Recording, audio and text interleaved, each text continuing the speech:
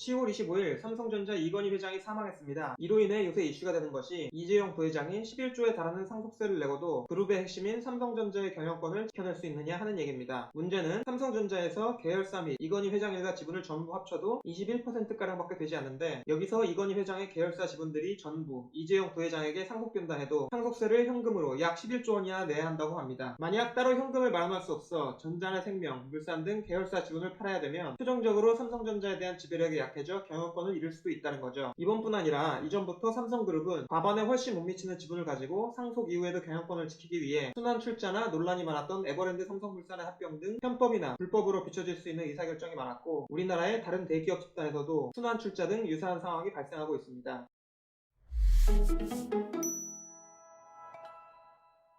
이재용 부회장이나 이건희 회장 일가가 계속 삼성전자를 경영하는 소위 오너 경영이 더 좋은지, 아니면 다른 다수의 주주들이 선임하는 전문 경영인이 경영하는 것이 좋은지에 대해서는 여기서는 다루지 않겠습니다. 케이스 바이 케이스로 상황마다 다를 수 있고, 현재 삼성의 경우에는 어느 쪽이 더 좋을지는 현재로서는 알 수 없기 때문이죠. 다만 오너 경영이 필요할 경우 미국에서는 차등 의결권이라는 제도가 널리 이용되고 있어 이를 소개해보고자 합니다. 한국에서는 허용되지 않고 있는 제도인데, 이 제도가 있었다면 삼성 등 여러 대기업들의 순환 출자 구조 문제나 삼성물산 제일모직 합병 등의 문제 발생이 줄었을지 모릅니다.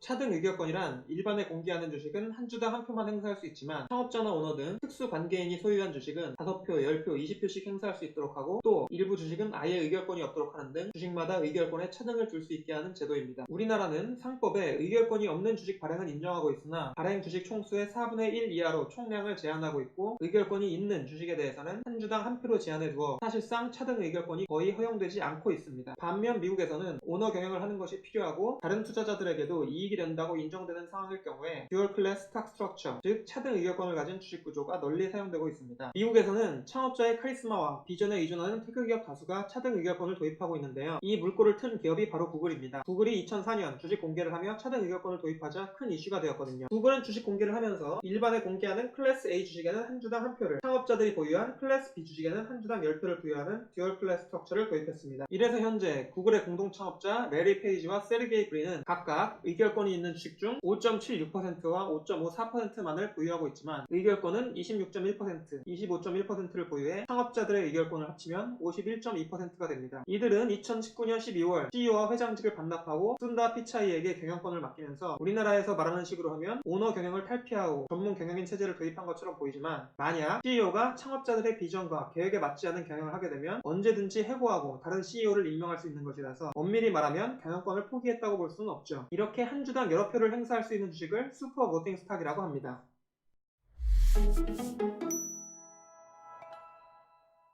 슈퍼보팅 스탁을 보유한 창업자가 다른 사람에게 이 주식을 증여하거나 매각해도 슈퍼보팅이 유지되어야 할까요? 우리나라의 삼성과 같은 예를 생각하면 회사의 지분뿐만 아니라 경영권을 승계하고 싶은 것이니 창업자 측에서는 유지하고 싶어 할 것 같지만, 투자자의 입장에서는 창업자의 비전대로 안정적으로 회사를 경영하기 위해 만들었다는 취지를 생각하면 반드시 그 후손들도 비전과 능력을 이어받았다고는 볼 수 없으니 아닐 것 같죠. 미국 기업들은 대개 회사 정관에 슈퍼보팅 스탁이 이전되면 자동으로 일반 주식으로 전환되는 규정을 넣어둡니다. 구글의 경우에도 마찬가지고요. 그런데 꼭 그래야 한다는 법이 있는 건 아닙니다. 자동차 회사 포드 모터 컴퍼니는 1954년 뉴욕 증권거래소에 상장하면서 차등 의결권을 도입했습니다. 현재 포드의 주식은 일반에 공개된 커먼 스탁과 슈퍼보팅인 클래스 B 스탁으로 구성되어 있는데요. 클래스 B 스탁의 지분율은 전체의 2%가 채 되지 않지만 의결권의 40%를 행사할 수 있도록 되어 있고요. 타 기업과의 합병이라든지 회사의 청산 등 중요한 문제에 있어서는 정권을 행사할 수 있도록 되어 있습니다. 이 클래스 B 스탁은 포드 가문의 후손들이 가지고 있는 한 커먼 스탁으로 전환되지 않고 유지할 수 있도록 되어 있습니다. 포드 모터 컴퍼니는 거의 영구적으로 포드 가문이 궁극적인 지배권을 가지고 있는 회사인 셈이죠.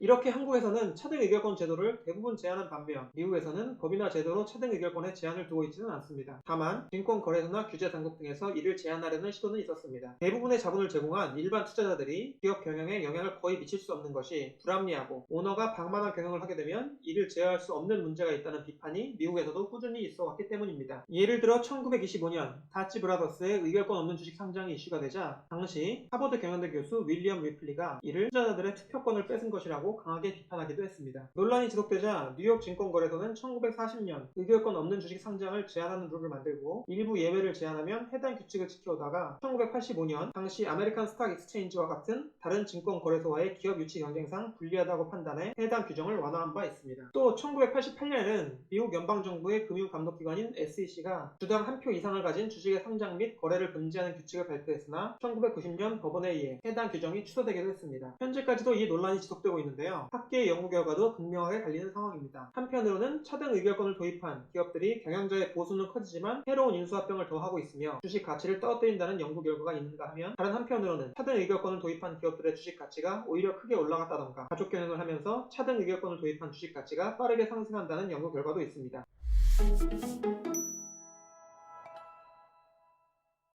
이렇게 논란이 지속되고 있지만 현재 미국에서는 차등 의결권을 직접 제한하거나 거래소 상장을 막는 규정은 존재하지 않습니다. 다만 차등 의결권을 도입하려면 다른 투자자들의 동의를 얻어야 한다는 시장 논리에 의한 제약이 있을 뿐입니다. 이게 무슨 말인고 하니, 대개 차등 의결권은 기업이 큰 자금이 필요해 주식을 일반에 공개하는 IPO를 할 때 그 전부터 주식을 가지고 있던 창업자 및 초기 투자자들의 주식과 주식 상장 시에 발행하는 새로운 주식들의 의결권에 차등을 두면서 도입하게 됩니다. 이 시점에서 기업은 창업자가 장기적인 경영 성과 부진이나 적대 세력의 기업 인수 시도 등의 위협을 느끼지 않고 과감한 의사결정을 하는 것이 장기적인 회사의 성공과 주가 상승에 도움이 된다는 것을 일반 투자자들에게 납득시켜야 합니다. 만약 일반 투자자들의 입장에서 볼 때 창업자의 능력이나 비전이 이 회사의 성공 요소가 아니거나 회사가 커진 이후에는 창업자의 힘을 오히려 제한하는 것이 더 낫다고 생각되면 투자자들은 창업자에게 권한을 몰아주면서 자본만 공급해주는 의결권이 거의 없다시피 한 주식을 굳이 사려고 하지 않겠죠. 이런 좋은 예가 바로 위워크입니다. 공유 오피스 기업인 위워크는 2019년 IPO를 준비하면서 창업자인 애덤 뉴먼의 주식에게 한 주당 20표를 부여하려는 계획을 발표했습니다. 하지만 그 과정에서 2019년 상반기에만 9억 달러에 이르는 손실과 애덤 뉴먼의 대마초 파티라든지 회사 재산 유용 등 부적절한 처신과 기행 등이 알려지면서 일반 투자자들의 신뢰를 잃게 됐습니다. 그 결과 위워크의 주식을 사겠다는 투자자가 없어 차등 의결권 도입은 물론이고 IPO 자체가 취소되었고, 지속되는 적자에 추가 자본 투입 없이는 회사의 생존이 불투명해지자 소프트뱅크의 추가 투자를 받는 조건으로 애덤 뉴먼은 CEO 자리에서 물러나야 했습니다.